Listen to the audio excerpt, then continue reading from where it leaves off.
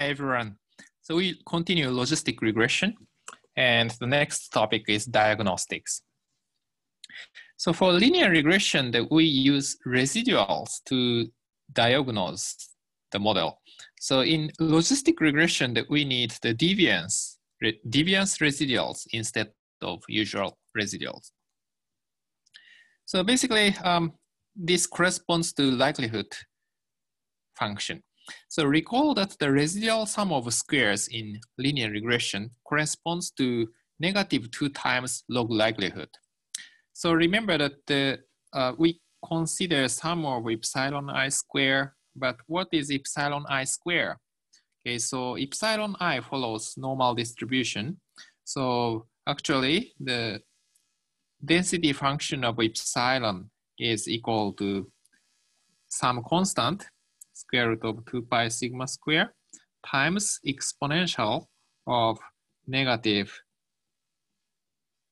epsilon square over 2 sigma square. Okay, so maybe epsilon I. Okay, so then if we take logarithm, then after that we take the -2 times, then basically these things disappear. So we get epsilon I square. So we have constant sigma square, but okay, so we just leave it as a constant. Then this is basically the epsilon I square.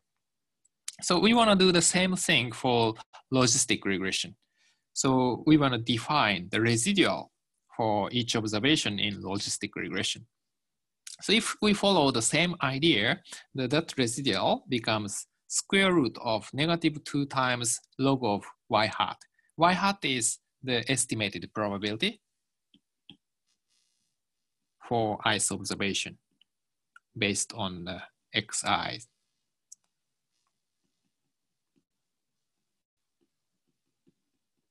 So y probability of yi is equal to 1.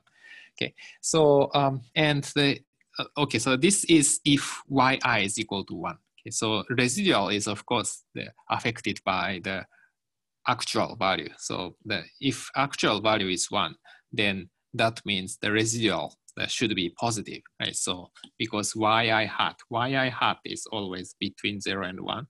So if actual yi is positive, yi is 1, then yi minus yi hat is positive. So that's why we define residual as a positive number.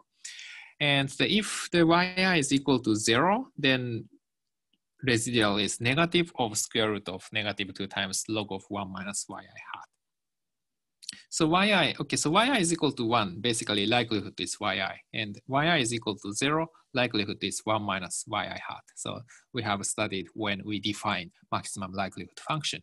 And here again, the yi is 0, so that means the yi minus yi hat is negative, right? So that's why that we put negative sign here. So this is called the deviance residual for logistic regression. So sum of Ri squares corresponds to log likelihood of the model. So it's similar quantity to residual in linear regression. Okay, so here is an example. So remember that we have y, and y is equal to inverse logit of eta, and eta is equal to x beta in matrix form. Okay, so inverse logit is e to the power eta over 1 plus e to the power eta. Okay, so and this is estimated probability y is equal to 1. So yeah, I think this should be, yeah, I think the more to be specific, this is equal to 1. Okay.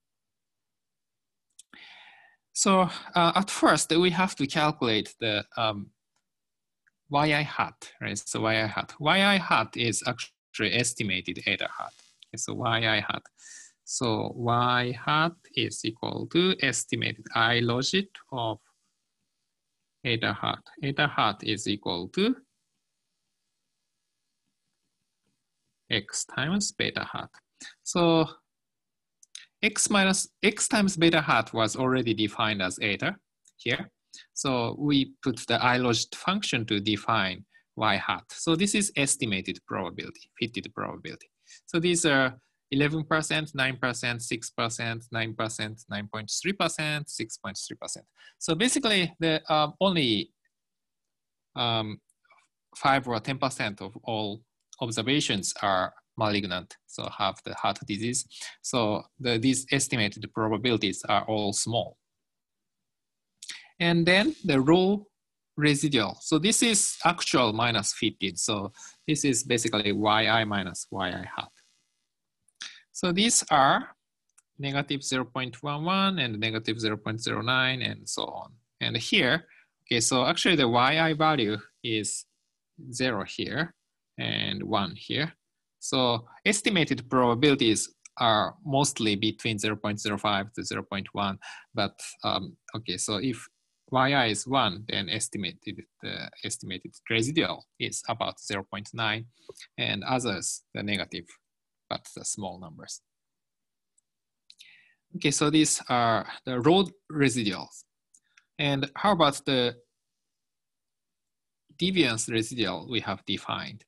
So that is basically square root of negative 2 times log of 1 minus y hat if yi is equal to 1, and square root of negative 2 times log of y hat if y is equal to 0. So actually this should be equal, but actually we can use the residual function. Resid of this is the logistic regression object, and residual of logistic regression object returns the deviance residuals. Actually, this is the default, so you don't really have to specify type. We have some other definitions of residuals, but if we don't specify, it gives the same answer. So this is the same, basically. So you can see these numbers. These are actually corresponds to yi is equal to 0. This is the same as this. And yeah, this should be the negative residual, so that we have the negative sign here, but except for sign, so these correspond to each other. And then positive side, this one, so this corresponds to this one. So actually, this DRES returns are just the deviance residuals that we have defined in the previous slide. So now that we make a scatter plot of raw residual on eta and a plot of the deviance residual on eta. And that is this. Okay, so this is the eta times the raw residual, yi minus yi hat. And this is the deviance residual. So this depends on the yi value, but the negative 2 times log of yi hat if yi is equal to 0 and y is equal to 1, and yi is equal to 0, negative 2 times log of yi hat, 1 minus yi hat.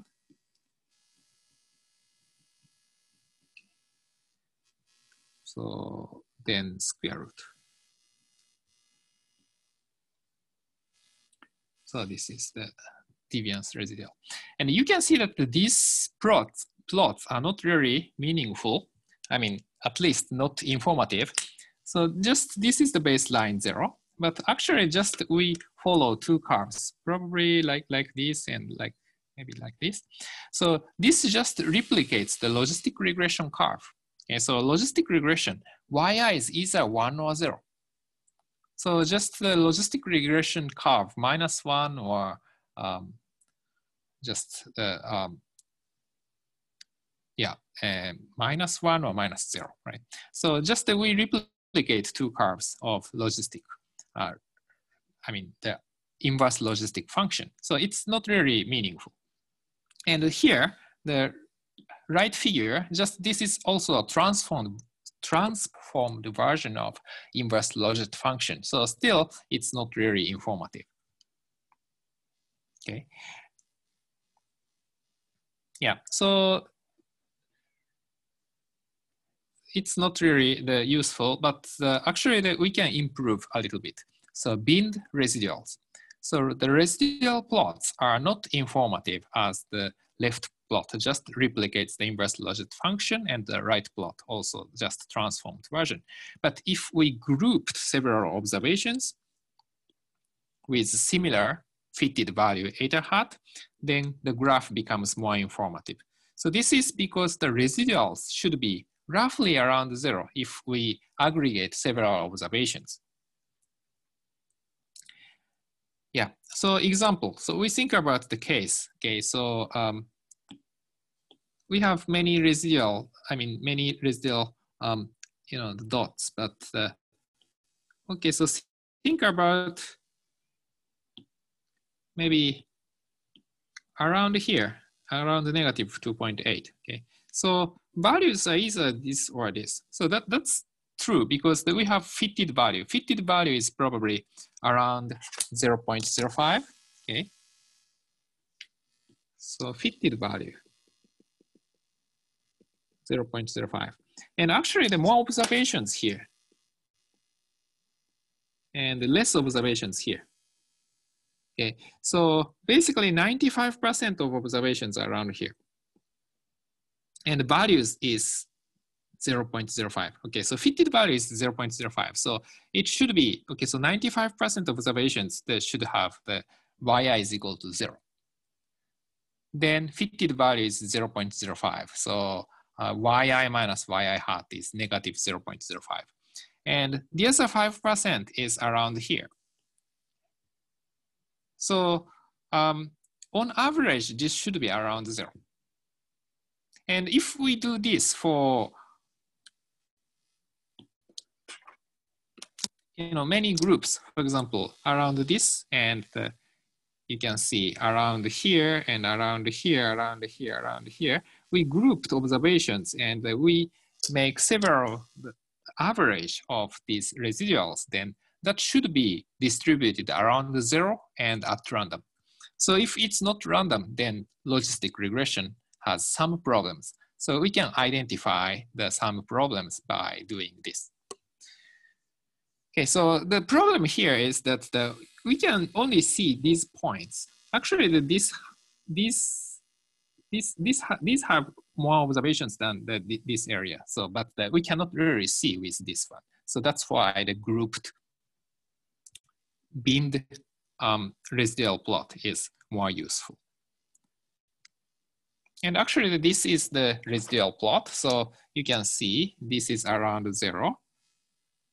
And actually, this is not the usual residual in linear regression. So average is not really 0, but at least we shouldn't have any tendency after we binned residuals. And actually, it looks pretty random. So probably the model works pretty well in this case. Oh, and here, the eta is not the fitted probability. If we put fitted probability, obviously the range is between 0 and 1, but actually sometimes the observations are skewed. More observations around 0 and 1 or something like that. So the eta is usually considered as a better variable put on x-axis. And of course, we should put height and cigarette for better plot. But if we have many predictors, sometimes it's hard to see all plots. So at first, we just we make the residual plot for Deviance Residual versus the yi hat rather than each predictor. So this is binned residuals by height and cigarette. So this is height and cigarette. So this can show that if the relationship between residual and variable, the predictors are correct. So if we have more relationship, okay, so if the relationship between eta and the height is not linear, then this residual plot should have pattern like the curvature. So we have the quadratic pattern or cubic pattern or some specific pattern, then that is a bad sign. And here, the size of the dot represents the number of observations. So you can see the remember that in original data, height is reported as a discrete number from 60 to 79, maybe 78 or 9. So each dot represents several observations. Probably here, probably we have 20 observations, maybe. I'm not exactly sure how many, but this is square root, so probably 400 observations here. But here, only 3 observations here. So overall, we don't have any pattern here. So probably the linear relationship between eta and height. So remember that eta is equal to x beta and x includes variable height. So probably linear relationship is fine for this model. And we have outliers here, but this has only 3 observations. So this can happen just by chance. And cigarette, not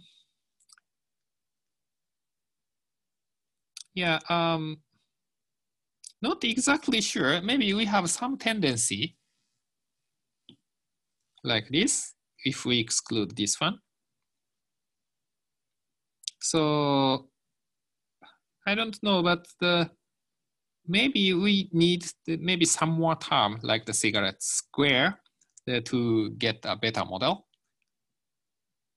So we have some pattern. So we have some concerns.